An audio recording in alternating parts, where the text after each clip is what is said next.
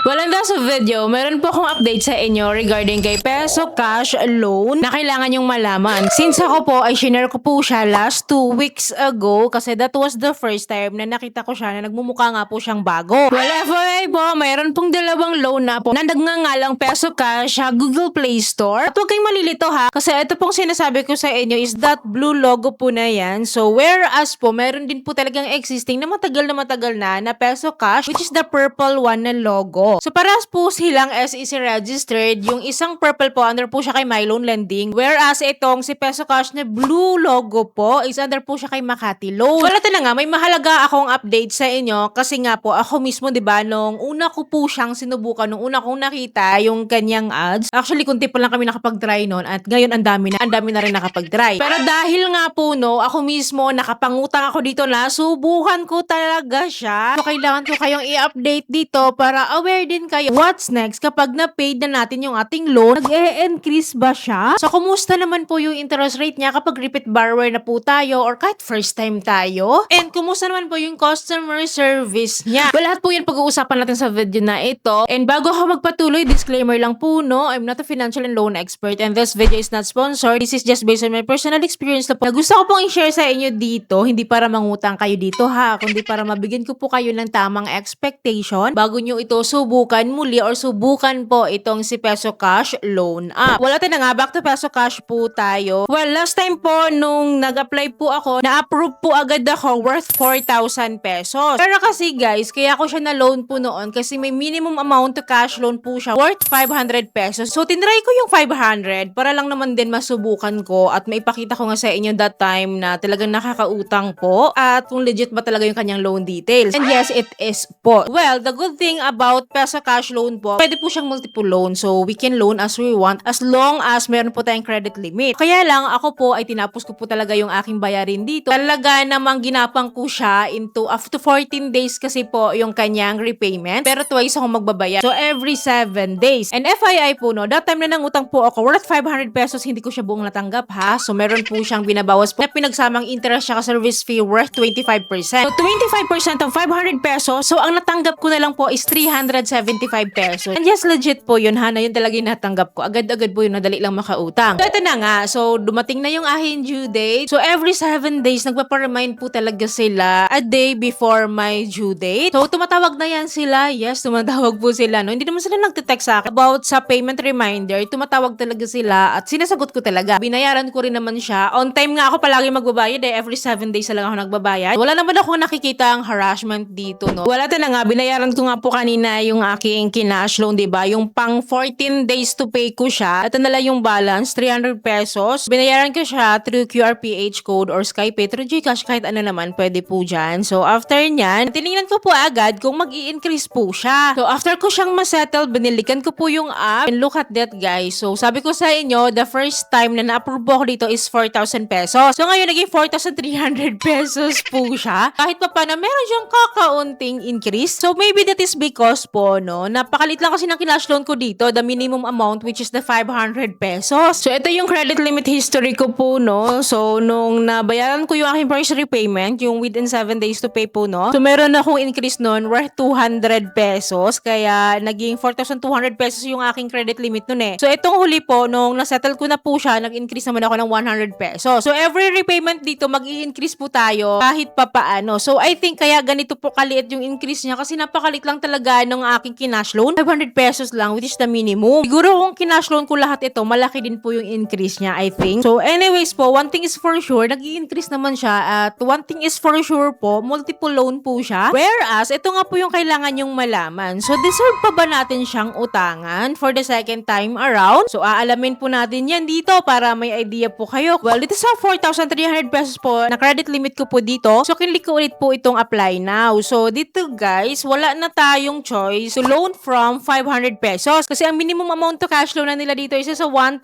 na up to 4,300 pesos. And then, hindi pa rin po nagbago yung kanyang loan tenure na nakalagay dito na 7 days per term pa rin po siya. And then, 3 terms po tayo dito. Well, itong pang 3 terms kasi na ito na sinasabi niya po, no. Bali, 2 installment lang din po ito kasi mawi-wave na naman po yung third repayment po natin dyan for sure. And then, ito na nga, no. Tinignan ko nga po yung aking total cost kasi ito po yung babayaran ko or ito po yung mga interest charges po nila at yung amount po na mare-receive ko na lang. So anyways guys, kapag sinagad ko po pala ng 4,300 pesos po yung aking ilo-loan dito, ang matatanggap ko na lang daw po is nasa 3,225 pesos. That is because of the service fee po na binabawas na po sa aking loan amount worth 1,075 pesos. Bukod po doon sa service fee na binabawas na po sa aking loan amount, meron po silang karampatang interest rate pa din po sa akin worth 860 pesos. So kinumpute ko yung aking interest rate po na 860. Kinuha ko po yung percentage niya, tumawad po yun na nasa 20%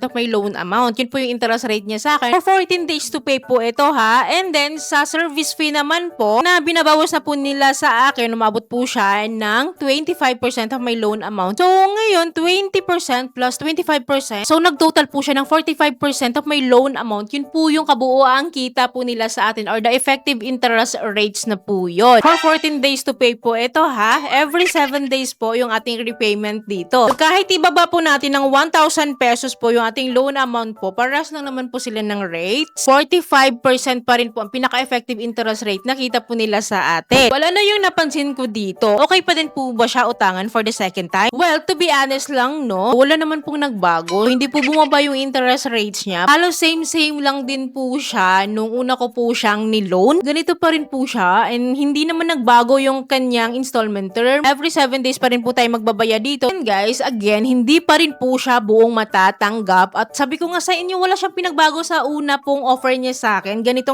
po yung installment term. Yung amount na ma-receive, yung effective interest rates niya. And the bad thing nga po dito is tinaasan niya po yung kanyang minimum amount of cash loan. 1,000 na yung pinaka-minimum. Unlike kasi nung una ko siyang tinry, meron siyang 500 pesos na minimum eh. Kung kailangan lang naman natin, at least maliit lang din naman yung ating babayaran sana, di ba? One thing is for sure naman po, makakautang naman po talaga. Guaranteed po yun kasi nakakautang nga agad ako at pumasok agad siya agad-agad sa akin GCash account. Pero tatanungin kita, willing ka pa din ba na mangutang po dito kay Peso Cash Loan knowing na ganito yung kanyang offer? Kasi kung ako tatanungin nyo, hindi ko po talaga siya marerecommend at hindi ko na po siya uutangan for the second time kasi nadala na ako eh. Nag-take po ko ng risk para sa inyo. Kaya again, wag na kayong mag-risk dito kung hindi nyo rin naman din mapapanindigan na bayaran ito kasi nga po, ito pa ay legit na naka-register sa SEC website pero hindi talaga din nakaka-legit yung kanyang loan details. I hope masilip ni SEC to no, yung mga ganitong loan up no, na hindi talaga makatarungan, hindi rin nakakatulong talaga. So okay lang sana kung buong matatanggap eh. So kahit buong nga matatanggap, napakatas ng interest rate talaga niya. Almost 50% of her loan amount knowing na hindi pa 1 month to pay ito. Kaya guys, please pag-isipan mabuti ha kasi hindi nakakatuwa, hindi nakakatulong po yung ganito. Umaasa sana ako na medyo magbabago siya kasi nga po no, for the second time nag-increase naman siya. At yun nga no, makakautang pa rin naman. Kaya lang hindi lang talaga fair yung kanyang loan details or yung kanyang loan offers sa akin and I find it not good. Well, anyways guys, sa mga nagtatanong dyan, kasi alam ko naman yung iba dyan magtatanong pa rin paano mag-apply dito. Well, don't worry, napakadali lang naman mag-apply dito. Kailangan nyo lang ng government ID, personal details, mobile phone number, yun lang naman ang kailangan po eh. At saka meron po akong previous video niyan. Full review ko at nag-apply tayo dyan step by step. Anyways po, sino po nakapag-try dito kay Peso Cash Loan? Kumusta naman po yung experiences nyo dito sa kanya? Please comment down below po para aware din po iba nating viewers. So yun lamang po. I hope po may natutunan kayo sa video. I hope po nakatulong tong video sa inyo. Kung gusto nyo po yung video, please don't forget to like, share, and subscribe. At i-click yung bell button para lahat ng videos ko is updated and notified po kayo. Thank you for watching this video. See you in my next video. Bye!